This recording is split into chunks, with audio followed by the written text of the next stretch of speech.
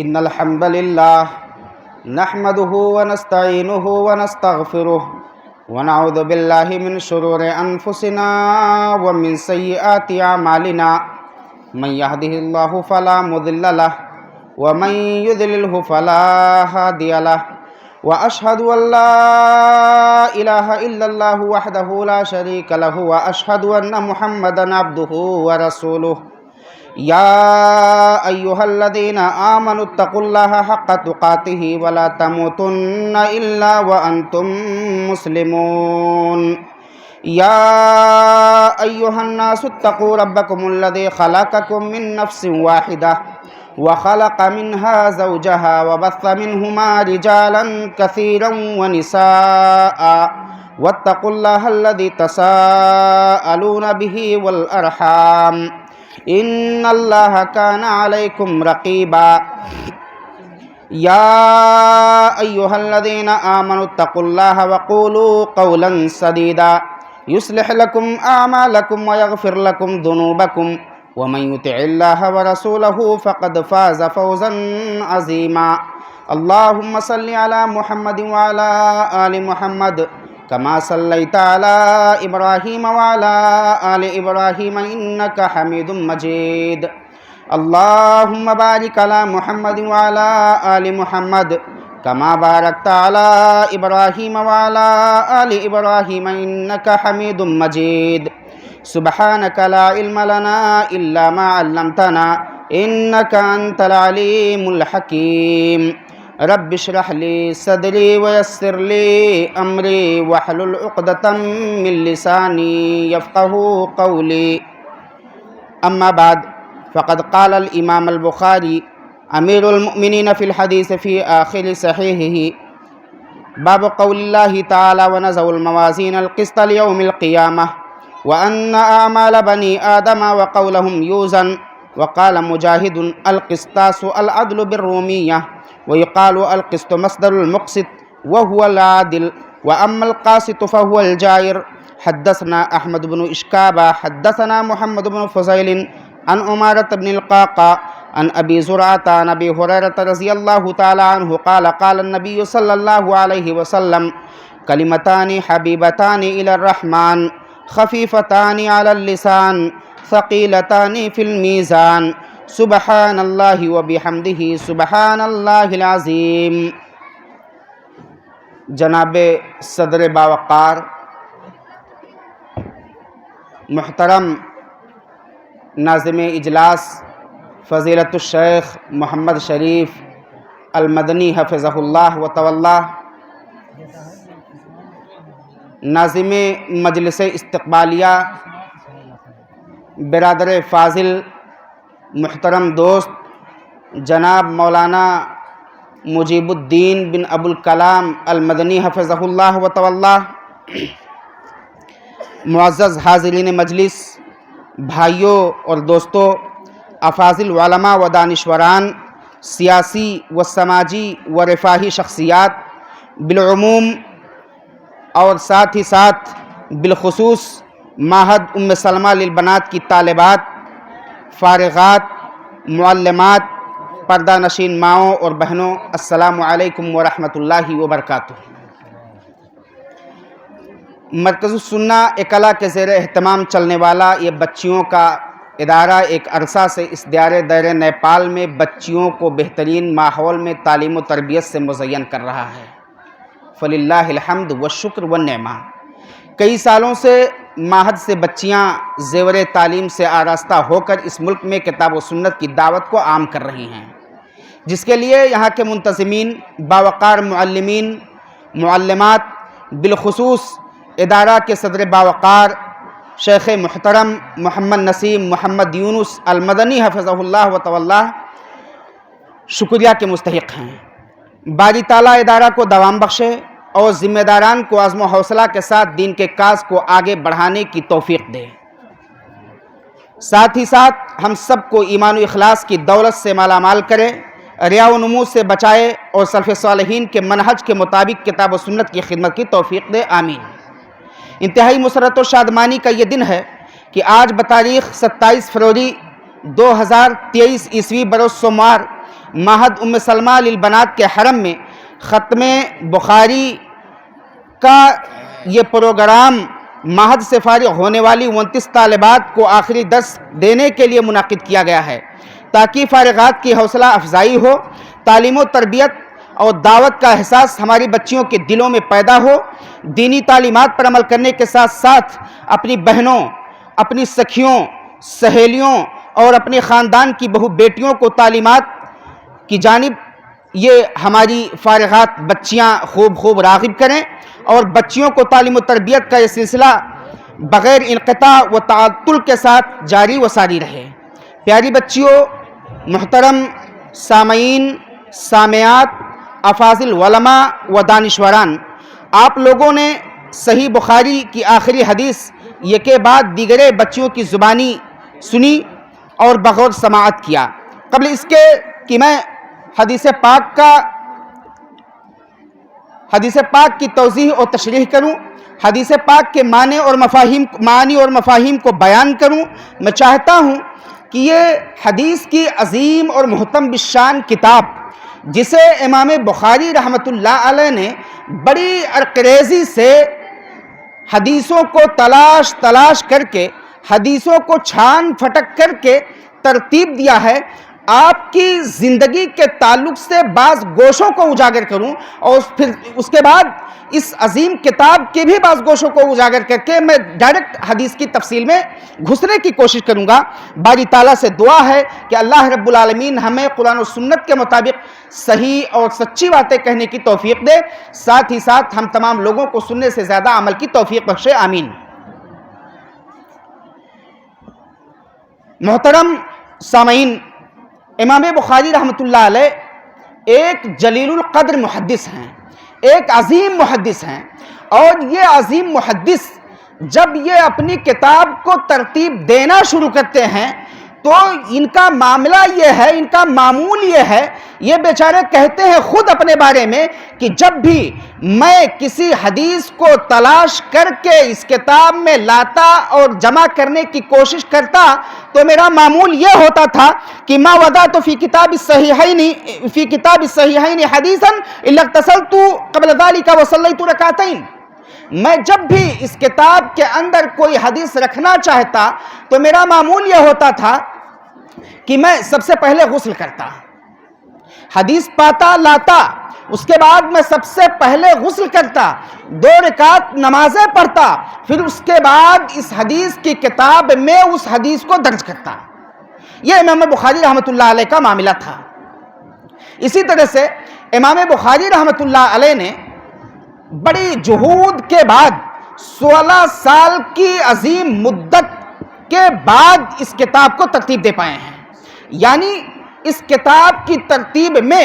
امام بخاری رحمۃ اللہ علیہ نے اپنی زندگی کا 16 سال لگایا ہے۔ ہم اور آپ کسی کام کے کرنے میں 1-2 دن لگا دیتے ہیں تو تھک ہار کر کے بیٹھنے کی کوشش کرتے ہیں، اور ہمارا معاملہ یہ ہوتا ہے کہ اپنے ساتھیوں سے، اپنے دوستوں سے، اپنے بھائیوں سے، اپنے بہنوں سے یہ کہتے پھرتے ہیں میں تھک گیا۔ لیکن امام بخاری رحمۃ اللہ علیہ کا معاملہ یہ ہے کہ 16 سال تک حدیثوں کو تلاش رہے ہیں، لا رہے ہیں، اور جب جمع کرنا ہوتا ہے، کتاب میں جگہ دینا ہوتا ہے تو یہ غسل کرتے ہیں، ہر ایک حدیث پر غسل کرتے ہیں، پھر اس کے بعد 2 رکعت نمازیں پڑھتے ہیں، پھر اس کے بعد حدیث کو جگہ دیتے ہیں۔ کتنے عظیم محدث اور کتنا سخت قانون خود اپنے لیے وضع کرنے کے بعد چھان کر کے حدیثوں کو لا رہے ہیں، پھر اس کے بعد کتاب میں جگہ دے رہے ہیں۔ ایسے ہی امام ابو زید مروزی رحمۃ اللہ علیہ کہتے ہیں کہ میں نے خواب میں دیکھا کہ آپ صلی اللہ علیہ وسلم نے ابو زید سے کہا، ابو زید کہتے ہیں کہ میں نے خواب میں دیکھا آپ صلی اللہ علیہ وسلم آئے اور انہوں نے مجھ سے کہا کہ آپ کب تک امام شافعی کی کتاب کا درس دیں گے، کب تک آپ امام شافعی کی کتاب کو پڑھیں گے اور پڑھائیں گے اور میری کتاب کو نہیں پڑھائیں گے۔ امام ابو زید مروزی نے خواب میں دیکھا کہ نبی پاک صلی اللہ علیہ وسلم آ کر کے مجھے تلقین کر رہے ہیں، مجھ سے سوال کر رہے ہیں۔ پیاری بچیوں، غور سے سنو، آپ لوگ اپنے سہیلیوں سے بات کرنے میں مصروف مت ہو۔ امام ابو زید مروزی رحمۃ اللہ علیہ کہتے ہیں کہ نبی پاک صلی اللہ علیہ وسلم آئے اور خود خواب میں مجھ سے اس طرح کا استفسار کیے۔ میں نے کہا کہ آپ کی کتاب کیا ہے، آپ کس کتاب کی جانب اشارہ کرنا چاہتے ہیں۔ آپ نے کہا کہ آپ کب تک امام شافعی کی کتاب پڑھو گے پڑھاؤ گے، میری کتاب کو نہیں پڑھو گے، میری کتاب کو نہیں پڑھاؤ گے، میری کتاب پر عمل نہیں ہوگا، آپ کی کتاب کون سی ہے؟ تو انہوں نے جواب دیا کہ جامع صحیح البخاری، میں جس کتاب کو پڑھنے کی تلقین کرنا چاہتا ہوں وہ محمد بن اسماعیل بخاری کی صحیح بخاری ہے، میں اس کی جانب اشارہ کر رہا ہوں۔ امام بخاری رحمۃ اللہ علیہ عظیم محدث و فقیہ تھے، طلب علم کے لیے بڑے سارے ممالک کا سفر کیے، جس کی شہادت آپ کے اساتذہ باوقار اور ان کے معاصر علماء سے لے کر کے عصر حاضر کے علماء محدثین نے دیا ہے، اور آپ رحمہ اللہ کی یہ جامع تالیف اس کی بین اور واضح ثبوت ہے۔ آپ رحمہ اللہ کی سیرت کے حوالے سے معلوم ہونا چاہیے کہ آپ کا نام محمد بن اسماعیل بن ابراہیم المغیرہ بن بردزبہ الجعفی البخاری ہے۔ امام بخاری رحمۃ اللہ علیہ کا معاملہ یہ ہے کہ یہ چھوٹے سے تھے، بچپن میں ان کے والد کی وفات ہو رہی ہے۔ ان کے والد ایک عظیم محدث تھے، وفات پا جا رہے ہیں، بڑے سارے مال و دولت ان کے پاس تھے، والدہ ان کی ماں بھی بڑی نیک اور اچھی سیرت کی حامل انسان تھی، اور بچوں کی پرورش و پرداخت میں والدین کا عظیم کردار ہوتا ہے۔ جیسے والدین ہوتے ہیں اسی سانچے میں اپنے بچوں کو ڈھالنے کی کوشش کرتے ہیں۔ تو یہاں امام بخاری رحمۃ اللہ علیہ کی ماں کی اس واقعے سے یہ پتہ چلتا ہے کہ ہمارے بھائیوں کو بھی اچھے کردار کا حامل ہونا چاہیے، ہماری بہنوں اور بیٹیوں کو، ماؤں کو بھی صحیح کردار کا، صحیح سیرت کی حامل ہونی چاہیے۔ ماں کا معاملہ، پوری ذمہ داری ماں کے ناتواں کندھے پر آتی ہے۔ ماں اچھی سیرت و کردار کی حامل تھی، وہ اپنے بیٹے کو پڑھانا چاہتی ہیں، لیکن معاملہ کیا ہوتا ہے کہ اچانک محمد بن اسماعیل البخاری رحمۃ اللہ علیہ کی بینائی، آنکھ کی روشنی چلی جاتی ہے۔ والدہ حیران و پریشان ہیں، منت و سماجت کر رہی ہیں اللہ رب العالمین سے، رو رہی ہیں، گڑ گڑا رہی ہیں، بڑی ساری دعائیں کر رہی ہیں۔ ایک دن کا معاملہ یہ ہے کہ وہ رات میں سوئی ہوئی ہیں، اور جناب ابراہیم علیہ السلام خواب میں آ کر کے ان کی ماں کو یہ کہتے ہیں کہ آپ کے بیٹے کی آنکھ کی بینائی اللہ رب العالمین نے واپس کر دی ہے۔ یہ مژدہ سنایا ابراہیم علیہ السلام نے، اور جب وہ بیدار ہوتی ہیں تو بڑی خوش ہوتی ہیں کہ کاش یہ مسئلہ حقیقت میں تبدیل ہو جاتا تو بڑا اچھا رہتا۔ بیٹے کے پاس پہنچتی ہیں تو دیکھتی ہیں کہ ماشاءاللہ بچے کی بینائی واپس آ گئی ہے، بڑی خوش ہوتی ہیں، اور پھر اپنے بچے محمد بن اسماعیل البخاری رحمۃ اللہ علیہ کو علم کے راستے میں لگا دیتی ہیں۔ محمد بن اسماعیل البخاری رحمۃ اللہ علیہ والدین کے حسن تربیت کی وجہ سے ایک نامور محدث بنتے ہیں۔ شاعر کہتا ہے کہ نامی کوئی بغیر مشقت نہیں ہوا، نامی کوئی بغیر مشقت نہیں ہوا، 100 بار جب عقیق کٹا تب نگی ہوا۔ بخارا میں پیدا ہونے والا عظیم محدث عمر کی 62 بہاریں دیکھ کر کے سفر آخرت کو روانہ ہو گیا۔ انا للہ و انا الیہ راجعون۔ پیاری بچیوں، محترم سامعین و سامعات، افاضل علماء، ہماری یہ بچیاں صحیح بخاری کا آخری درس لے رہی ہیں، لیکن انہیں یہ بھی جاننا چاہیے کہ اس عظیم اور محترم بالشان کتاب کا اصل نام کیا ہے۔ اس کتاب کا نام الجامع المسند الصحیح المختصر من امور رسول اللہ صلی اللہ علیہ وسلم و سننہ و ایامہ، یہ اس کتاب کا نام ہے۔ بعض لوگوں نے کچھ اور تقدیم و تاخیر کیا ہے، لیکن مختصراً اس کتاب کو جامع الصحیح کہا جاتا ہے، یا صحیح البخاری بھی لوگ کہتے ہیں۔ امام بخاری رحمۃ اللہ علیہ کا معاملہ یہ ہے کہ امام بخاری رحمۃ اللہ علیہ جب علم و فضل میں اپنا لوہا منوا لیے اور آپ نے الجامع اور التاریخ اور دیگر کتابیں لکھ ڈالی، تو بخارا کے گورنر نے، جو اس وقت بخارا شہر کا گورنر تھا، اس نے پیغام بھیجوایا اپنے ایلچیوں سے۔ اور کیا پیغام تھا؟ وہ پیغام یہ تھا کہ محمد بن اسماعیل البخاری یہ بڑا امام ہے، لوگوں کو حدیث کی باتیں بتاتا ہے، کتابیں لکھتا ہے، سناتا ہے، جاؤ اسے پیغام دے دو کہ وہ آئے ہماری مجلس میں حاضر ہو اپنی کتابیں لے کر کے اور میری مجلس میں اپنی کتابوں کو پڑھ کر کے سنائے، میں بھی سنوں اور مستفید ہوں۔ یہ حاکم بخارا نے کہا۔ ایلچی جب محمد بن اسماعیل البخاری رحمۃ اللہ علیہ کے جناب میں پہنچتا ہے اور حاکم کا یہ فرمان محمد بن اسماعیل البخاری کو سناتا ہے تو جو جواب دیتے ہیں محمد بن اسماعیل البخاری رحمۃ اللہ علیہ، وہ جواب یقیناً آب زر سے لکھے جانے کے لائق ہے۔ امام بخاری رحمۃ اللہ علیہ کہتے ہیں انا لا ازل العلم ولا احمله الى ابواب الناس فان كانت لك الى شيء منه حاجه فاحضر في مسجدي او في داري وان لم يعجبك هذا فانك سلطان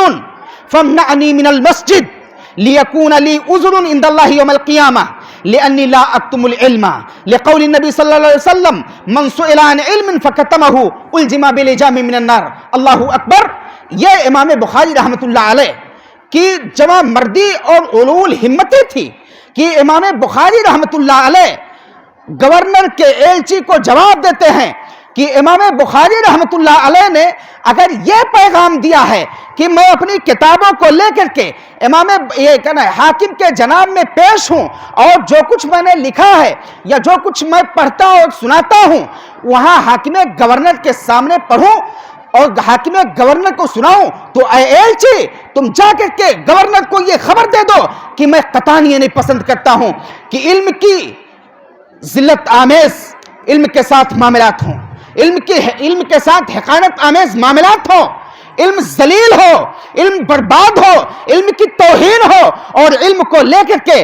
میں لوگوں کے دروازوں پر پہنچوں اور لوگوں کو سناؤں۔ اے ایلچی تم جا کر کے یہ حاکم کو خبر دے دو کہ اگر وہ چاہتے ہیں کہ مجھ سے کچھ سنیں، اگر وہ چاہتے ہیں کہ مجھ سے کچھ سیکھیں تو انہیں جا کر کے کہہ دو کہ وہ میری مسجد میں حاضر ہوں یا میرے گھر میں وہ تشریف لائیں، جو کچھ میں پڑھتا ہوں میرے احباب سنتے ہیں، میری مجلس میں حاضر ہونے والے سنتے ہیں، وہ حاکم وہ گورنر وقت آ کر کے میری مجلس میں یا میرے گھر میں سنیں۔ اور ایک بات اور بھی کہہ دینا کہ محمد بن اسماعیل البخاری نے کہا ہے کہ تم وقت کے حاکم ہو، تم وقت کے گورنر ہو، تم چاہو تو مجھے اس چیز سے منع کر سکتے ہو کہ میں مجلسیں نہ لگاؤں، میں علم کو لوگوں کے سامنے پیش نہ کروں، میں علم کو لوگوں کے سامنے بانٹوں نہ، میں علم کو لوگوں کے سامنے تقسیم نہ کروں، تو ٹھیک ہے تم حاکم گورنر ہو، تم مجھے روک دو، اور اگر تم مجھے روک دو گے تو ایک بات یہ بھی جان لو، یہ بھی بتا دینا کہ اللہ رب العالمین کے نزدیک میں معذور سمجھا جاؤں گا کہ اللہ رب العالمین، میں علم کو چھپانا تو نہیں چاہتا تھا، میں چاہتا تھا کہ میں علم کے موتیوں کو لٹاؤں، علم کے خزانوں کو لٹاؤں، میں علم سے لوگوں کو سیراب کروں، جو میری مجلس میں آئے، جو مجھ سے سوال کرے، جو مجھ سے استفسار کرے، جو مجھ سے پوچھے، جو مجھ سے علم کو سیکھنا چاہے، میں اس کو علم کے متعلق، علم کے اسرار و رموز کے متعلق آگاہ کروں۔ لیکن میں کیا کرتا، حاکم نے گورنر وقت نے مجھے روک دیا تھا، تو اے اللہ رب العالمین میں گورنر کے روکنے سے اس چیز سے باز آ گیا۔ نبی پاک صلی اللہ علیہ وسلم کا یہ بھی فرمان ہے کہ من سئل عن علم فکتمہ الجم بلجام من النار، جس شخص سے کسی علم کے متعلق سوال کیا گیا اور وہ عالم امانت داری کے ساتھ، اخلاص کے ساتھ، دیانت داری کے ساتھ اس مسئلے کو لوگوں کو نہیں سمجھاتا ہے، جبکہ وہ جانتا ہے، علم اس کے سینے میں موجود ہے، وہ سمجھتا ہے، اگر وہ نہیں پہنچاتا ہے تو قیامت کے دن اللہ رب العالمین اس کو آگ کا لگام پہنائے گا۔ تو یہ امام بخاری رحمۃ اللہ علیہ کی علول ہمتی کی عظیم دلیل ہے کہ امام بخاری رحمۃ اللہ علیہ نے حاکم گورنر کو جب اس نے طلب کیا کہ امام بخاری رحمۃ اللہ علیہ اپنی کتابوں کو لا کر کے میری مجلس میں حاضر ہوں، مجھے سنائے، تو امام بخاری رحمۃ اللہ علیہ نے یہ جواب دیا تھا۔ اس سے امام بخاری رحمۃ اللہ علیہ کی عظمت، ان کی حیثیت، ان کی فضیلت کا پتہ چلتا ہے۔ امام بخاری رحمۃ اللہ علیہ نے صحیح بخاری کو لکھا اور اس کتاب کو اللہ رب العالمین کی عظیم کتاب قرآن مجید کے بعد سب سے عظیم درجہ حاصل ہے۔ اس کتاب کے لکھنے کے اسباب کیا تھے؟ امام بخاری رحمۃ اللہ علیہ اس کتاب کو کیوں لکھتے ہیں، اس کا سبب یہ خود بیان کرتے ہیں کہ جب میں نے حدیث کی کتابوں کو دیکھا، محدثین کی کتابوں کو دیکھا، تو میں نے پایا کہ ان حدیث کی کتابوں کے اندر صحیح حدیثیں بھی ہیں اور غلط حدیثیں بھی ہیں۔ تو میرے دل میں ایک داعیہ پیدا ہوا کہ کیوں نہ میں صحیح کو الگ کر دوں اور غلط حدیثوں کو چھانٹ کر کے نکال دوں۔ تو میں نے اس وجہ سے اس حدیث کی کتاب کو لکھنا شروع کیا۔ ایک دوسرا جواب بھی ہے اس کا، ان کے ایک استاذ امام اسحاق بن ابراہیم رحمۃ اللہ علیہ نے رائے دیا محمد بن اسماعیل البخاری کو کہ بیٹے شاگرد، تم یہ کام کر سکتے ہو کہ صحیح حدیثوں کو الگ اور غلط حدیثوں کو الگ کر سکتے ہو، تو تم ایک حدیث کی کتاب ترتیب دے دو۔ ایک تیسرا جواب بھی امام بخاری رحمۃ اللہ علیہ فرماتے ہیں کہ میں نے خواب میں دیکھا، کس کو؟ نبی پاک صلی اللہ علیہ وسلم کو، کہ میں آپ صلی اللہ علیہ وسلم کے سامنے کھڑا ہوں، میرے ہاتھ میں ایک پنکھا ہے، میں اس کو جھل رہا ہوں، اور اس کو جھل کر کے میں مکھیوں کو، مچھروں کو ہٹاتا ہوں۔ یہ خواب میں نے دیکھا۔ جب صبح ہوا تو میں اس خواب کی تعبیر کو وقت کے علماء سے پوچھا کہ میں نے رات میں ایسا خواب دیکھا، اس کا کیا منظر و پس منظر ہو سکتا ہے، اس کا کیا معنی و مفہوم ہو سکتا ہے؟ تو لوگوں نے بتلایا کہ آپ نبی پاک صلی اللہ علیہ وسلم کی جانب منسوب جھوٹی روایتوں کو الگ کریں گے اور صحیح روایتوں کو الگ کریں گے۔ تو اسی بات نے مجھے الجامع الصحیح کو ترتیب دینے پر آمادہ کیا۔ امام بخاری رحمۃ اللہ علیہ نے 1080 شیوخ، یعنی ان کے اساتذہ کی تعداد 1080 ہے، لیکن ان میں سے 289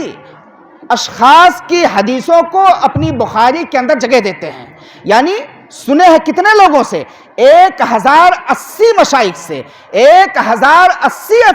اساتذہ کرام سے، لیکن کتنے لوگوں کی حدیثوں کو جمع کرتے ہیں؟ 289۔ یعنی امام بخاری رحمۃ اللہ علیہ کو جب کسی شخص کے متعلق کوئی مسئلہ پہنچتا تھا کہ وہ مکمل طور پر درست نہیں ہے، تو امام بخاری رحمۃ اللہ علیہ ان کی حدیث کو ترک کر دیتے تھے، اس کتاب میں جگہ نہیں دیتے تھے۔ لیکن جن کے بارے میں مکمل پتہ چلتا تھا کہ یہ ہر اعتبار سے نیک ہیں، ہر اعتبار سے اچھے اور سچے ہیں، تو امام بخاری رحمۃ اللہ علیہ ان کی حدیث کو اس کتاب میں جگہ دیتے تھے۔ اس کتاب کی تالیف امام بخاری رحمۃ اللہ علیہ نے بعض قول کے مطابق بخارا میں، بعض قول کے مطابق بصرہ میں، بعض قول کے مطابق مکہ میں اور بعض کے مطابق مدینہ میں کیا۔ لیکن علامہ نووی رحمۃ اللہ علیہ نے تطبیق دیتے ہوئے کہا ہے کہ سب ممکن ہے۔ 16 سال کی مدت میں انہوں نے اس کتاب کو ترتیب دیا ہے، تو یہ ساری باتیں درست ہو سکتی ہیں کہ ہو سکتا ہے کچھ بخارا میں لکھے ہوں، کچھ بصرہ میں لکھے ہوں، کچھ مکہ اور مدینہ میں لکھے ہوں، اور پھر اس کے بعد یہ کتاب مکمل ہوئی ہو۔ علامہ ابن حجر اسقلانی رحمۃ اللہ علیہ کہتے ہیں کہ ممکن ہے اس کتاب کی شروعات مسجد حرام میں کیے ہوں اور پھر بخارا میں گئے ہوں، پھر دیگر شہروں میں اسفار کر کے حدیثوں کو چن کر کے لائے ہوں اور اس کتاب کو مکمل کیے ہوں۔ تو تمام باتوں کا احتمال ہے کہ امام بخاری رحمۃ اللہ علیہ نے اس کتاب کو 16 سال کی مدت میں ترتیب دیا اور مختلف اسفار، مختلف ملکوں کا اسفار کر کے امام بخاری رحمۃ اللہ علیہ حدیثوں کو لا کر کے اکٹھا کیا اور اس کتاب کو انہوں نے مکمل کیا۔ اس کتاب کے متعلق جو میں نے ایک جملہ کہا ہے کہ قرآن مجید کے بعد اس دھرتی پر سب سے عظیم، سب سے سچی اور سب سے صحیح کتاب ہے۔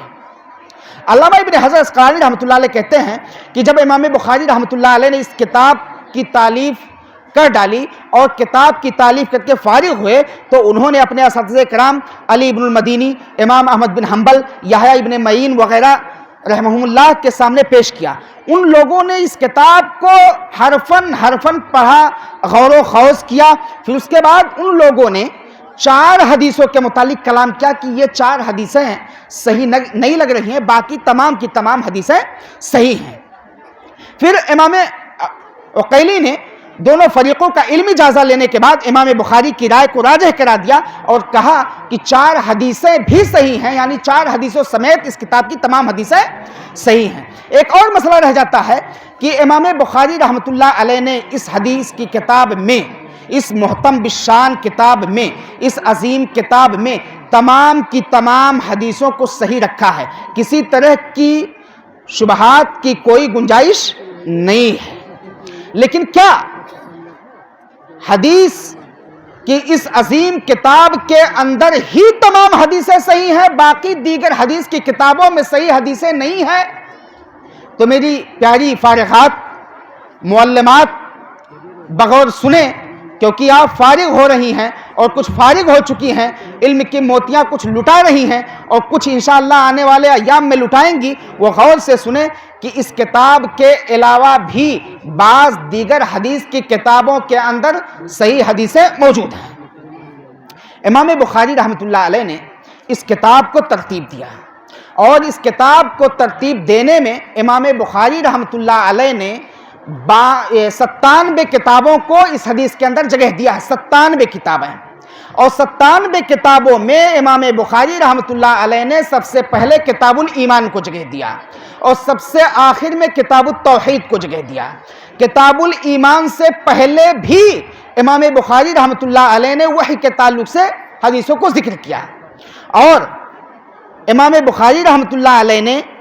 वही के ताल्लुक से हदीसें जिक्र की, फिर उसके बाद किताबुल ईमान को जिक्र किया, फिर उसके बाद सबसे आखिर में किताबुल तौहीद को जिक्र किया। इनके दरमियान निस्बत क्या है? क्यों इमाम बुखारी रहमतुल्लाह अलैह ने वही से शुरू किया, फिर किताबुल ईमान को जगह दिया और फिर सबसे आखिर में ला करके इमाम बुखारी रहमतुल्लाह अलैह ने किताबुल तौहीद को जिक्र किया? उलमा कहते हैं इमाम बुखारी रहमतुल्लाह अलैह ने बुखारी का आगाज़ वही से और इख्तिताम भी अल्लाह की सिफत कलाम से किया है, गोया इब्तदा और इंतहा सिफत कलाम पर है। एक दूसरा जवाब यह भी है कि इस अजीम किताब की इब्तदा इमाम साहब ने इन्नमल आमालु बिन्नियात हदीस से की है, क्योंकि आमाल का ताल्लुक हयात दुनियावी से है, और इख्तिताम इमाम बुखारी रहमतुल्लाह अलैह ने किताबुत तौहीद के अंदर कलिमतान हबीबतान इलर रहमान खफीफतान अलल लिसान सकीलतान फिल मीज़ान पर किया है, क्योंकि वज़न आमाल बनी आदम का नतीजा है। एक और जवाब इन्नमल आमाल बिन्नियात और कलिमतान हबीबतान इलर रहमान, ये दोनों हदीसें सनदन गरीब हैं। गोया कि इमाम बुखारी रहमतुल्लाह अलैह ये इशारा करते हैं नबी पाक सल्लल्लाहु अलैहि वसल्लम के कौल की जानिब कि बदा अल इस्लाम गरीबन व सयऊदु कमा बदा। अमल की कबूलियत के लिए मुताबिअत बारी, नबी पाक सल्लल्लाहु अलैहि वसल्लम की सुन्नत की इत्तिबा के साथ साथ इखलास भी शर्त है थे कि एक इंसान का खात्मा तौहीद पर हो, और जिस शख्स का खात्मा तौहीद पर होगा तो नबी पाक सल्लल्लाहु अलैहि वसल्लम की हदीस है मन काना आखिरु कलामिही ला इलाहा इल्लल्लाह दखलल जन्नह। जिस शख्स का आखिरी कलाम, जो शख्स आखिरी बात ला इलाहा इल्लल्लाह कह करके वफात पाएगा, अगर उसकी नियत सही और दुरुस्त होगी, वो दिखावे के लिए नहीं कहेगा, उसके यहाँ रिया और नमूद नहीं होगा, तो इंशाअल्लाह वो बंदा जन्नतुल फिरदौस के अंदर दाखिल होगा। आमाल की कामयाबी के लिए तौहीद ये इंतहाई ज़रूरी है। इमाम बुखारी रहमतुल्लाह अलैह ने किताबुत तौहीद बाब कौलिल्लाहि ताला व नज़उल मवाज़ीन अल क़िस्त लियौमिल क़ियामा व अन्ना आमाल बनी आदम व क़ौलुहुम यूज़न, ये बाब कायम किया। कहाँ कायम किया? किताबुत तौहीद के अंदर। प्यारी बच्चियों, अजीज़ फारिगात और मोहतरम सामीन व सामियात, बगौर सुने कि इस बाब से मालूम होता है कि बंदे के आमाल मखलूक हैं। बरोज़े क़यामत अल्लाह रब्बुल आलमीन मीज़ान को कायम करेगा। आमाल का आखिरत में तौला जाना, ये भी पता चलता है कि बंदे के आमाल जैसे भी होंगे, जो कुछ बंदा इस धरती पर किया रहेगा, अल्लाह रब्बुल आलमीन बरोज़े क़यामत उसके आमाल को तौलेगा। ऐसे ही साथ साथ बंदों की गुफ्तगू को भी अल्लाह रब्बुल आलमीन बरोज़े क़यामत तौलेगा। किताबुत तौहीद से इमाम साहब ने बातिल फ़िरक़ों जहमिया, मुअतज़िला, जबरिया, कदरिया, रवाफिज़ वगैरह की तरदीद की है। और इन लोगों का मामला यह है कि अल्लाह रब्बुल आलमीन के अस्मा व सिफ़ात और तौहीद के मसाइल में इंतहाई गुलू से काम लेते हैं। बहुत सारी चीज़ों का इनकार करते हैं, बहुत सारी चीज़ों को तस्लीम नहीं करते हैं। जो चीज़ें वाज़ेह होती हैं उसका भी इनकार करने के साथ साथ ये लोग अक्ल की कसौटी पर तोलने की कोशिश करते हैं। तो इमाम बुखारी रहमतुल्लाह अलैह ने किताबुत तौहीद की इस अजीम और मुहतरम किताब के अंदर इन बातिल फ़िरक़ों की तरदीद की है। इस बाब को मौलवी रहमतुल्लाह अलैह सबसे आखिर में लाए हैं। इसकी हिकमत क्या है? इसकी हिकमतें बहुत सारी हैं। मैं चंद एक आप तमाम के सामने बयान करता हूँ कि बंदों के मुकल्लफ होने के आसार में से आखिरी बात आमाल का तौला जाना है। उसके बाद ہر ایک کے مقام کی تعین ہوگی، یعنی بندے کے اعمال کو تولا جائے گا، پھر اللہ رب العالمین بروز قیامت تولنے کے بعد جو بندہ اچھا ہوگا اس کو جنت الفردوس کے اندر، جنت کے اندر، اور جو لوگ برے ہوں گے ان کو اللہ رب العالمین جنت کے علاوہ جہنم میں جگہ دے گا۔ ایسا ہی امام صاحب نے اس کتاب کو معیار و میزان بنایا ہے، صحیح اور غلط میں تمیز کی کہ صحیح کیا ہے، غلط کیا ہے، اور امام بخاری رحمۃ اللہ علیہ اس کتاب کے ذریعے سے تمیز کرتے ہیں۔ قیامت کے دن اللہ رب العالمین اسے مؤلف کے حق میں بھی تولے گا۔ کتاب کو مؤلف رحمۃ اللہ علیہ نے تسبیح اور تحمید پر ختم کیا ہے، اور مؤلف رحمۃ اللہ علیہ کا قصد یہ ہے کہ جس بندے کا معاملہ یہ ہو کہ اس کا آخری کلام بہتر ہو، اس کی نیت اچھی ہو، اللہ رب العالمین کی ہر حال میں پاکی بیان کرتا ہو، تو اللہ رب العالمین اسے جنت الفردوس کے اندر جگہ دے گا۔ ایسے ہی کفارۃ المجلس کے طور پر مولوی رحمۃ اللہ علیہ نے یہ کام کیا، اس حدیث کو سب سے آخر میں اس کتاب کو رکھا تاکہ سنت نبوی یہ فوت نہ ہو جائے۔ نبی پاک صلی اللہ علیہ وسلم کی سنت رہی ہے کہ جب کسی مجلس کو برخاست کرتے تھے تو اللہ رب العالمین کی بڑائی، اس کی بزرگی، اس کی پاکی کو بیان کرتے تھے۔ اعمال کا وزن یعنی بھاری اور ہلکا ہونے کی وجہ سے امام بخاری رحمۃ اللہ علیہ نے اس حدیث کو سب سے آخر میں رکھا ہے۔ پھر اس کے بعد امام بخاری رحمۃ اللہ علیہ کہتے ہیں وَنَضَعُ الْمَوَازِينَ الْقِسْطَ، یعنی اللہ رب العالمین قیامت کے دن ترازو کو رکھے گا انسان کے اعمال کو تولنے کے لیے۔ اللہ رب العالمین نے میزان کا لفظ بھی استعمال کیا ہے اور موازین کا لفظ بھی استعمال کیا ہے، یعنی بعض لوگ کہتے ہیں کہ اللہ رب العالمین بروز قیامت ایک ترازو قائم کرے گا۔ اسی قرآن کے اندر اللہ رب العالمین موازین جمع کا لفظ استعمال کرتا ہے کہ اللہ رب العالمین ایک سے زائد موازین کو استعمال کرے گا، ایک سے زائد ترازو کو استعمال کرے گا۔ علامہ ابن حجر عسقلانی رحمۃ اللہ علیہ جواب دیتے ہیں، کہتے ہیں کہ بہتر اور صحیح اور سچی بات یہ ہے کہ ترازو ایک ہوگا، البتہ اللہ رب العالمین نے جو جمع کا صیغہ استعمال کیا ہے کہ ترازو ایک سے زائد جو معنی پیدا ہوتا ہے، ایک سے زائد ترازو ہوگا، اس کا مطلب یہ ہے کہ تولے جانے والے کے اعمال کی کثرت کی بنا پر اللہ رب العالمین نے موازین کا لفظ استعمال کیا ہے۔ ایسے ہی میزان کے حیث اور ضخامت کی وجہ سے اللہ رب العالمین نے جمع کا لفظ لایا ہے، جیسے کہ اللہ رب العالمین قرآن کریم کے اندر ارشاد فرماتا ہے کذبت قوم نوح المرسلین، نوح علیہ السلام کا معاملہ یہ تھا کہ اپنے قوم کے اندر یہ تنہا نبی اور رسول بنا کر کے بھیجے گئے تھے، لیکن اللہ رب العالمین نے جمع کا صیغہ استعمال کیا ہے ان کی تعظیم اور ان کی توقیر کو بتلانے کے لیے۔ آگے مولوی رحمۃ اللہ علیہ القسط کا لفظ استعمال کرتے ہیں، یہ بطور صفت استعمال ہے، بہت ہی زیادہ عدل و انصاف کا میزان مراد ہے۔ اللہ رب العالمین بروز قیامت میزان کو نصب کرے گا اور یہ میزان سراپا عدل و انصاف والے ہوں گے۔ اللہ تعالیٰ نے قرآن مجید کے اندر ارشاد فرمایا وَالْوَزْنُ يَوْمَئِذٍ الْحَقُّ فَمَنْ ثَقُلَتْ مَوَازِينُهُ فَأُولَٰئِكَ هُمُ الْمُفْلِحُونَ وَمَنْ خَفَّتْ مَوَازِينُهُ فَأُولَٰئِكَ الَّذِينَ خَسِرُوا أَنفُسَهُم بِمَا كَانُوا بِآيَاتِنَا يَظْلِمُونَ۔ دوسری جگہ اللہ رب العالمین نے ارشاد فرمایا فَمَنْ ثَقُلَتْ مَوَازِينُهُ فَأُولَٰئِكَ هُمُ الْمُفْلِحُونَ وَمَنْ خَفَّتْ مَوَازِينُهُ فَأُولَٰئِكَ الَّذِينَ خَسِرُوا أَنفُسَهُم فِي جَهَنَّمَ خَالِدُونَ۔ تیسرے مقام پر اللہ رب العالمین نے ارشاد فرمایا فَأَمَّا مَنْ ثَقُلَتْ مَوَازِينُهُ فَهُوَ فِي عِيشَةٍ رَاضِيَةٍ وَأَمَّا مَنْ خَفَّتْ مَوَازِينُهُ فَأُمُّهُ هَاوِيَةٌ۔ اہل السنہ والجماعہ کا عقیدہ ہے کہ روز قیامت میزان قائم ہوگا، بندوں کے اعمال کو اللہ رب العالمین تولے گا، پھر جزا و سزا اللہ رب العالمین مرتب کرے گا۔ جبکہ معتزلہ ایک فرقہ ہے، وہ لوگ میزان کا انکار کرتے ہیں، اعمال تولے کیسے جائیں گے؟ اس کے متعلق یہ ہے کئی رائے ہیں۔ ایک تو یہ ہے کہ بندہ جو کچھ کرتا ہے اللہ رب العالمین بروز قیامت اس کو انسان کے جسم کی ایک شکل دے دے گا اور پھر اس کے بعد تولے گا، اور اس کے متعلق بھی کتاب و سنت کے اندر دلیل موجود ہے کہ جب نیک بندوں کو اور برے بندوں کو لوگ دفن کر کے آ جاتے ہیں اور فرشتے جب ان سے سوال کرتے ہیں، جب بندہ نیک ہوتا ہے تو ایک اچھا خاصا انسان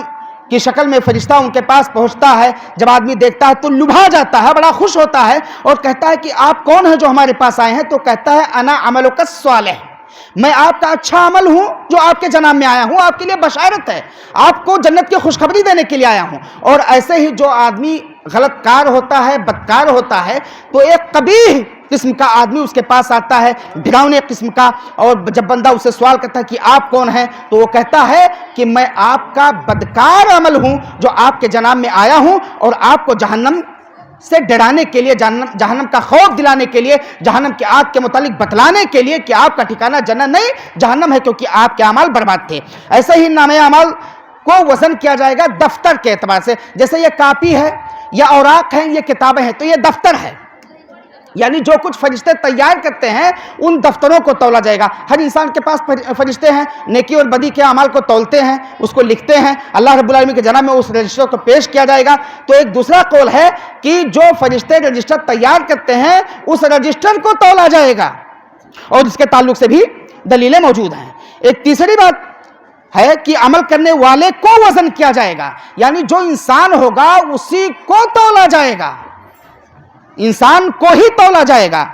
علامہ ابن کثیر رحمۃ اللہ علیہ تطبیق دیتے ہوئے تینوں قول میں تطبیق دیتے ہوئے کہتے ہیں کہ تینوں میں سے درست یہ ہے کہ کبھی اعمال کو اللہ رب العالمین جسم کی صورت میں,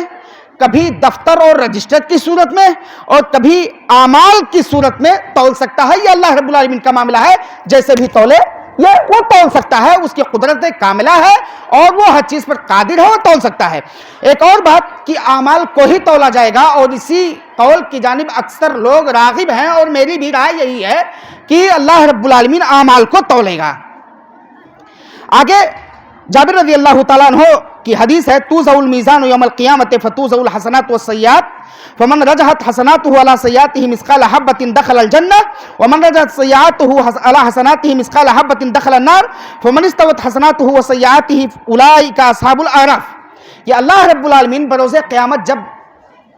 اعمال کو تولے گا تو کچھ لوگ ایسے ہوں گے جن کے نیکیوں کا پلڑا بھاری ہوگا, اللہ رب العالمین کو جنت میں جگہ دے گا. کچھ لوگ ایسے ہوں گے جن کی بدی کا پلڑا بھاری ہوگا, برائیوں کا پلڑا بھاری ہوگا, اللہ رب العالمین ان کو جہنم کا پروانہ دیں گے. کچھ لوگوں کا معاملہ ایسا ہوگا جن کے نیکی اور بدی برابر سرابر ہوں, نیکی اور بدی برابر سرابر ہوں, وہ اصحاب الاعراف ہیں. پھر اللہ رب العالمین انہیں اپنی رحمت کے اعتبار سے جنت میں جگہ دے گا. یہ اللہ رب العالمین کا معاملہ ہے. آگے مولوی رحمۃ اللہ علیہ کہتے ہیں کہ وَأَنَّ أَعْمَالَ بَنِي آدَمَ يُوزَنُ, دو قسم کے افراد ایسے ہیں جن کے اعمال کو اللہ رب العالمین نہیں تولے گا. دو قسم کے لوگ ایسے ہیں, تمام سامعین و سامعات سے کہنا چاہتا ہوں کہ بغور سنے, دو قسم کے اعمال دو قسم کے افراد ایسے ہیں, دو قسم کے لوگ ایسے ہیں جن کے اعمال کو اللہ رب العالمین قیامت کے دن نہیں تولے گا. ان میں سے پہلا وہ ہے جو بغیر حساب و کتاب کے جنت میں جائے گا. نبی پاک صلی اللہ علیہ وسلم کی ایک طول طویل حدیث ہے, میں عربی کو حذف کرتے ہوئے ترجمہ کو آپ کے سامنے پیش کرتا ہوں. نبی پاک صلی اللہ علیہ وسلم کو جب معراج کرایا گیا تو بہت سارے لوگوں سے ملاقات ہوئی. نبی پاک صلی اللہ علیہ وسلم نے اپنی امت کو دیکھا اور دیکھا کہ ان کے ساتھ 70,000 کی تعداد ایسی ہے جو جنت میں داخل ہو رہے ہیں بغیر حساب و کتاب کے. صحابہ کرام رضی اللہ تعالیٰ عنہم اجمعین کے مابین جب اس بات کو پیش کرتے ہیں تو سب چیمے گوئیاں کرنے لگتے ہیں, وہ کون ہو سکتے ہیں. کوئی کچھ کہتا ہے, کوئی کہتا ہے کہ شاید وہ لوگ ہیں جن کی پیدائش اسلام پر ہوئی اور اسلام پر وہ باقی رہ گئے. کوئی کہتا ہے کہ شاید وہ لوگ ہیں جو نبی پاک صلی اللہ علیہ وسلم کا زمانہ پائے, اسی زمانے میں پیدا ہوئے اور آپ صلی اللہ علیہ وسلم کی زمانے ہی میں وفات پا گئے. کچھ لوگ کچھ کہتے ہیں. نبی پاک صلی اللہ علیہ وسلم کے جناب میں یہ معاملہ جب پیش ہوا تو آپ صلی اللہ علیہ وسلم کہتے ہیں کہ ہم الذین لا یسترقون ولا یکتوون ولا یتطیرون وعلی ربہم یتوکلون, کہ وہ ایسے لوگ ہیں جو خالص موحد ہیں,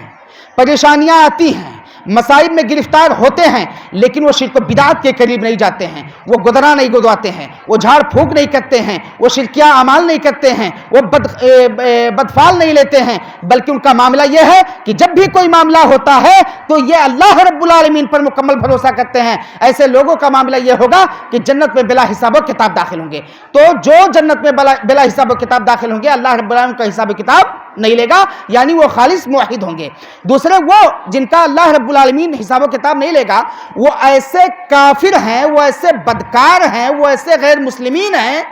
جن کے پاس بدی کے علاوہ, گناہوں کے علاوہ نیکی کے قطرات تک نہ ہوں گے. اللہ رب العالمین کے متعلق قرآن کریم کے اندر ارشاد فرماتا ہے فَلَا نُقِيمُ لَهُمْ يَوْمَ الْقِيَامَةِ وَزْنًا, تو ایسے لوگوں کے لیے ہم میزان قائم ہی نہیں کریں گے. جب ان کے پاس کوئی نیکی ہی نہیں ہے تو ڈائریکٹ جہنم میں چلے جائیں. آگے مولوی رحمۃ اللہ علیہ کہتے ہیں وَقَوْلُهُمْ يُوزَنْ, قول انسان جو باتیں کرتا ہے، جو بولتا ہے، یہ میں جو بول رہا ہوں، آپ جو بول رہے ہیں، یہ ساری چیزیں اللہ رب العالمین بروز قیامت وزن کرے گا۔ اور یہاں مؤلف رحمۃ اللہ علیہ وقولہم یوزن کہہ کر کے یہ اشارہ کر رہے ہیں کہ انسان اپنی زبان پر لگام دے۔ میری مائیں اور بہنوں کا معاملہ یہ ہوتا ہے کہ غیبت اور چغلی میں بڑی ماہر ہوتی ہیں۔ ہمارے بعض عزیزوں کا بھی معاملہ یہ ہوتا ہے، ہمارے بعض بھائیوں کا بھی معاملہ یہ ہوتا ہے کہ وہ کچھ کرنا جانے نہ جانے، لیکن وہ جھگڑا لگانے میں ماہر ہوتے ہیں، غیبت کرنے میں ماہر ہوتے ہیں، تہمت لگانے میں ماہر ہوتے ہیں، اول فول بکنے میں ماہر ہوتے ہیں، گالیاں دینے میں ماہر ہوتے ہیں، سب و شتم کرنے میں ماہر ہوتے ہیں۔ تو مولوی رحمۃ اللہ علیہ نے یہاں کہا وَقَوْلُهُمْ یوزن، بروز قیامت اللہ رب العالمین جب میزان کو قائم کرے گا تو انسان جو کچھ کیا ہے وہ بھی تولا جائے گا، اور جو کچھ کہا ہے اللہ رب العالمین اس کو بھی تولے گا۔ تو انسان کو اس چیز کا احساس ہونا چاہیے، میرے بھائیوں کو، میری بہنوں کو، کہ ہم جو کچھ کر رہے ہیں اللہ رب العالمین ساری چیزوں کو بروز قیامت تولے گا اور پھر اس کے بعد جزا و سزا مرتب کرے گا۔ آگے کہتے ہیں وقال مجاہد القسطاس العدل بالرومیہ، رومی زبان میں سراپا عدل کے معنی میں یہ قسطاس آتا ہے۔ قسطاس یہ قاف کے ضمہ کے ساتھ اور کاف کے کسرہ کے ساتھ پڑھا جاتا ہے، اور جب کاف کے ضمہ اور کسرہ کے ساتھ پڑھا جائے گا تو اس کا معنی عدل و انصاف کے ہوں گے۔ اس قال مجاہد مولوی رحمۃ اللہ علیہ نے جو کہا ہے تو اس سے مجاہد کی توضیح ہوتی ہے کہ یہ مجاہد کون ہے، اور امام بخاری رحمۃ اللہ علیہ کا منہج ہے صحیح بخاری کے اندر، اس عظیم اور محترم بشان کتاب کے اندر، کہ امام بخاری رحمۃ اللہ علیہ کبھی کبھی مشکل الفاظ کو ذکر کرتے ہیں اور پھر اس کے معنی اور مفاہیم کو بتلا دیتے ہیں تاکہ انسان اس چیز کو سمجھ جائے کہ اس کا معنی اور مفہوم کیا ہے۔ قسطاس یہ رومی زبان ہے، دو لفظ سے مرکب ہے، قسط کے معنی عدل کے ہوتے ہیں، اور ایسے ہی تاس یہ میزان کا پڑا ہے۔ قسطاس کو کل 3 معنی میں استعمال کیا جاتا ہے، عدل، انصاف والا میزان، اور ایسے ہی خالص میزان کے معنی میں بھی استعمال کیا ہے۔ ایک مسئلہ ہے، کیا قرآن کریم کے اندر غیر عربی الفاظ آئے ہیں؟ بعض لوگوں کا اعتراض ہے کہ قرآن کو اللہ رب العالمین نے عربی زبان میں نازل کیا، یعنی قرآن میں کل کے کل کلمات یہ عربی میں ہیں۔ کیا یہ مسئلہ صحیح اور درست ہے؟ بعض لوگوں کی رائے یہ ہے کہ قرآن کریم میں اللہ رب العالمین نے عربی کے علاوہ عجمی الفاظ بھی داخل کیے ہیں، جیسے قسطاس کا لفظ ہے، زیتون کا لفظ ہے، تین کا لفظ ہے، وغیرہ وغیرہ بڑے سارے الفاظ ہیں۔ بعض لوگ کہتے ہیں کہ نہیں، اللہ رب العالمین نے قرآن مجید میں صرف اور صرف عربی الفاظ کو داخل کیا ہے۔ صحیح بات یہ ہے کہ اللہ رب العالمین نے قرآن مجید کے اندر عربی الفاظ کو داخل کیا ہے، اور بعض وہ الفاظ جو عربی میں نہیں تھے، وہ عجمی الفاظ تھے، اللہ رب العالمین نے جب ان الفاظ کو قرآن مجید میں داخل کر دیا تو محض اللہ رب العالمین کا ان کلمات کو داخل کر دینا اس بات کی واضح دلیل ہے کہ قرآن کریم کے اندر داخل ہونے کی وجہ سے وہ کلمات بھی عربی ہو گئے، کیونکہ اللہ رب العالمین نے فرمایا اِنَّا جَعَلْنَاهُ قُرْآنًا عَرَبِيًّا۔ آگے مولوی رحمۃ اللہ علیہ کہتے ہیں وَيُقَالُ الْقِسْطُ مصدر المقسط وهو العادل، مقسط باب افعال سے عدل و انصاف کرنے والا۔ اللہ رب العالمین نے فرمایا ان اللہ یحب المقسطین، دوسری جگہ اللہ رب العالمین نے فرمایا ان المقسطین عند اللہ علی منابر من نور۔ ان دونوں نصوص سے پتہ چلتا ہے کہ مقسط یہ عدل و انصاف کے معنی میں ہے۔ القاسط کا ایک لفظ جو یہاں موجود ہے جائر کے معنی میں، ظلم کے معنی میں، جور کے معنی میں، وہ قاف کے زبر کے ساتھ پڑھا جاتا ہے، اور قاف کے زبر کے ساتھ جب پڑھا جائے گا تو یہ ظلم و جور کے معنی میں مستعمل ہوگا۔ اللہ رب العالمین نے قرآن مجید کے اندر ارشاد فرمایا وَأَنَّ مِنَّ الْمُسْلِمُونَ وَمِنَّ الْقَاسِطُونَ، دوسری جگہ اللہ رب العالمین نے فرمایا وَأَمَّا الْقَاسِطُونَ فَكَانُوا لِجَهَنَّمَ حَطَبًا، یہاں پر قاسطون یہ ظلم و جور کے معنی میں مستعمل ہے۔ آگے کہتے ہیں حدثني احمد بن اشکابہ قال حدثنا محمد بن فضیل عن عمارة بن القعقاع عن ابی زرعہ عن ابی ہریرہ رضی اللہ تعالی عنہ قال قال النبی صلی اللہ علیہ وسلم کلمتان حبیبتان الی الرحمن خفیفتان علی اللسان ثقیلتان فی المیزان سبحان اللہ وبحمدہ سبحان اللہ العظیم۔ یہاں مؤلف رحمۃ اللہ علیہ نے مختلف راویوں کو جگہ دیا ہے. پہلے راوی احمد بن اشکاب ہیں جو کوفی ہیں. ان سے امام بخاری رحمۃ اللہ علیہ نے اپنی زندگی میں سب سے آخر میں مقام مصر میں حدیث کو سنا اور وہاں ملاقات کیا. دوسرے راوی ہیں محمد بن فضیل الضبی، یہ بھی کوفی ہیں. ان کے متعلق بعض علماء کا کہنا ہے کہ یہ شیعہ تھے. شیعہ اہل السنہ والجماعہ کے مخالف ہیں. شیعہ کی باتوں کو ہم تسلیم نہیں کرتے ہیں. ان کا معاملہ یہ ہے کہ انہوں نے حلفاً قسم لے کر کے یہ کہا کہ میں اہل السنہ والجماعہ سے تعلق رکھتا ہوں اور امیر المومنین